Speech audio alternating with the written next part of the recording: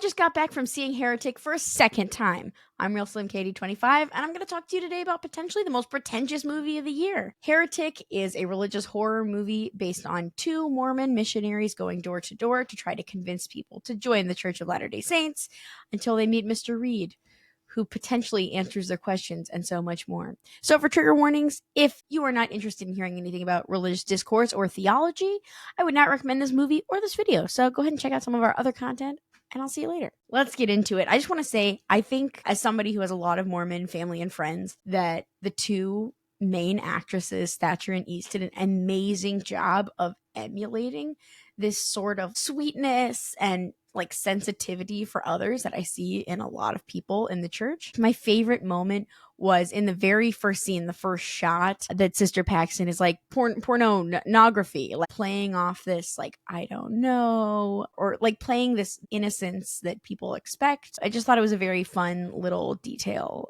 that added so much to her character for me. And the like discomfort when talking about sensitive topics. Chef's kiss. Brilliant. Also, fuck the girls in the first scene that pulled down her pants. I cannot believe that we saw somebody get pantsed on camera.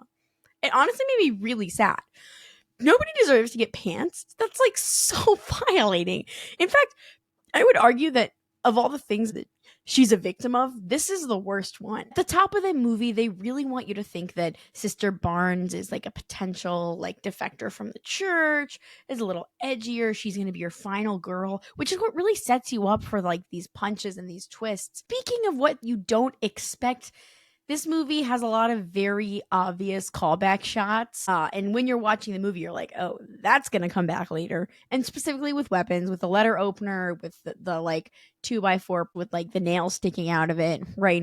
These little shots that are like begging you to remember them for later. So the second time I went to watch this movie, I was just like scanning as if this movie were a puzzle for me to like find clues and fun little references. My favorite fun little reference that I noticed is when the elder is looking on the call out sheet, and I realized that the day that the movie takes place is actually the day that the movie was released, on November 8th, which I think is a really fun, nice touch.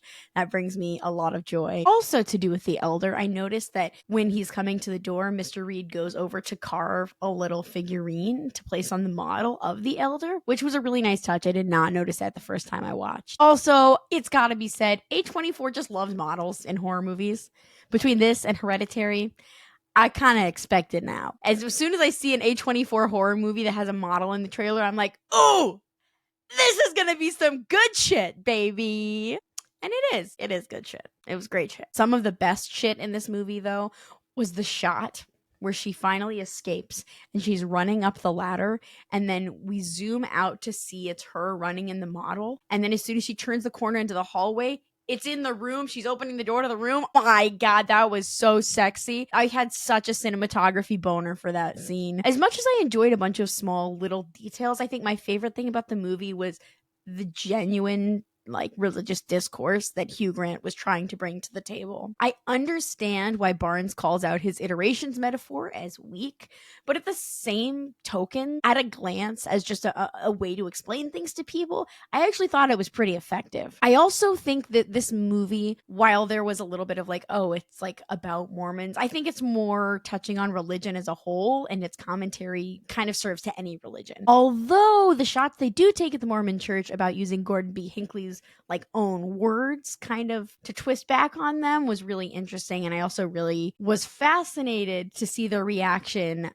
when he angled about polygamy being used to kind of rationalize Joseph Smith's original actions. Very, very interesting. And I think for that reason alone, this movie will piss people off. I also think any movie with any kind of religious commentary tends to piss people off, especially people that aren't willing to question their own beliefs. That's part of why I found this movie so interesting, because the two women at first seemed not unwilling to. The two women at first were happy to discuss their own religion, but when it came to questioning it, gets a little more intense. It was interesting to hear him talk about how all of religion, you're selling an idea, you're selling this premise of what your life could be, which sucks because these things as a whole kind of like means I don't feel like I can recommend this to my Mormon friends and family because it could come across as offensive to them. I also think people who are unwilling to question and look critically at their own religion probably would be most excited by this movie. People who are genuinely willing to question and think and go on this think piece with Hugh Grant. I loved when Barnes called his rhetoric thin because I think that at a base level, people who are unwilling to question and talk these talks wouldn't see that. They would just see like, yes, yes, yes, or no, no, no. So I think it's really interesting to see that she was actually considering the things he was saying and taking into consideration his thoughts. My favorite quote in the film is when he turns back at them and he's like, do you guys actually believe my wife is in the next room? And just overall, the allegory that people who are just told things at young and impressionable age are likely to just believe them, even though they've never seen them. And somehow, yes, belief is stronger when you don't have evidence to support that belief, yes, but how much of what you believe has actually just been fed to you and you've adopted it because it's easy and comfortable. I do like how he kind of panders to them, though, of the idea of whatever the truth is scary, whether it is belief. And yes, there is a God and he's created gay people who he hates, even though he made them to be that way, and that God has allowed all these horrible things to happen in spite of being in control, or the idea that there is nothing and we have absolutely nothing there to protect us and we're just free of consequence and irrelevant. I guess the most interesting thing, though, about this movie would be the questions at the end of what was he getting at? Was it true? I did want to believe him in this movie because I think the way he speaks and the way that he genuinely, truly believes in what he believes makes me want to believe it too. It makes me want to understand his perspective and really understand what is this true religion you're talking about, because you seem so sure of yourself. So what is it? I want to believe him and I want to believe what he was saying is true. So when Barnes comes back to life or wakes up from a coma or whatever it is to save Paxton at the end, the question is that evidence that what he's saying could be true?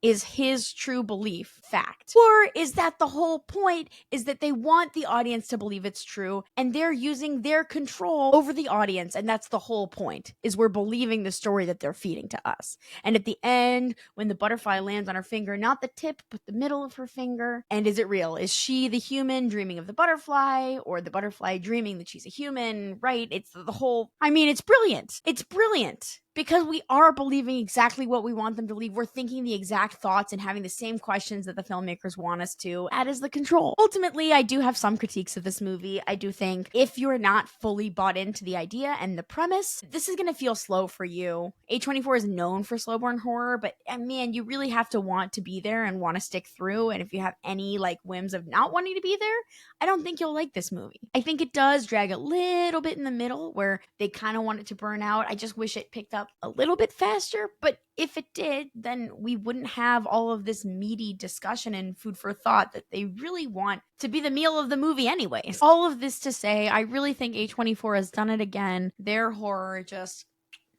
chef's kiss. And come on, I can't even be more blessed. 2024 gave us I Saw the TV Glow, The Substance, and now this.